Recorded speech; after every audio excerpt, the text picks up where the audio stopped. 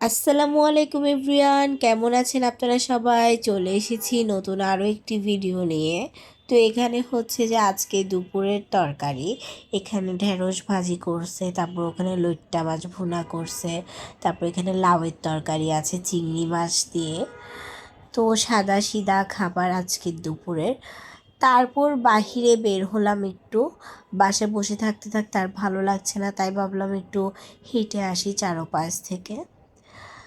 তো এই যান্ত্রিক শহরের মধ্যে সবুজ দেখে একটু স্বস্তির নিঃশ্বাস ফেললাম, কারণ আজকাল এত পলিউশন বেড়ে গেছে চারপাশে।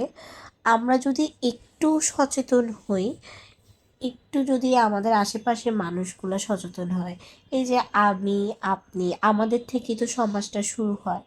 আমরা যদি একটু সচেতন হয়ে আমাদের ঘর বাড়ি যেভাবে আমরা পরিষ্কার পরিচ্ছন্ন রাখি, সেভাবে যদি আমরা আমাদের আশেপাশের পরিবেশটাকেও সেভাবে গোছালো রাখি, তাহলে কি সুন্দর হয় না?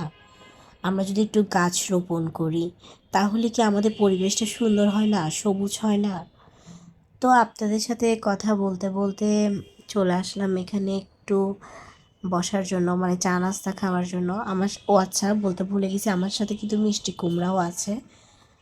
তো আমরা দুইজন গেলাম একটু নাস্তা করার জন্য।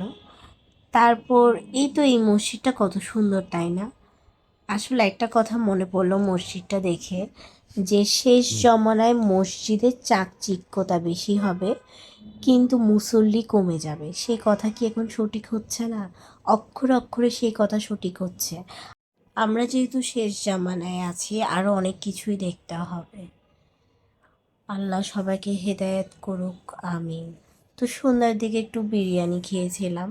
তো আজকের ভিডিও আমি এ পর্যন্তই রাখছি। আল্লাহ হাফেজ।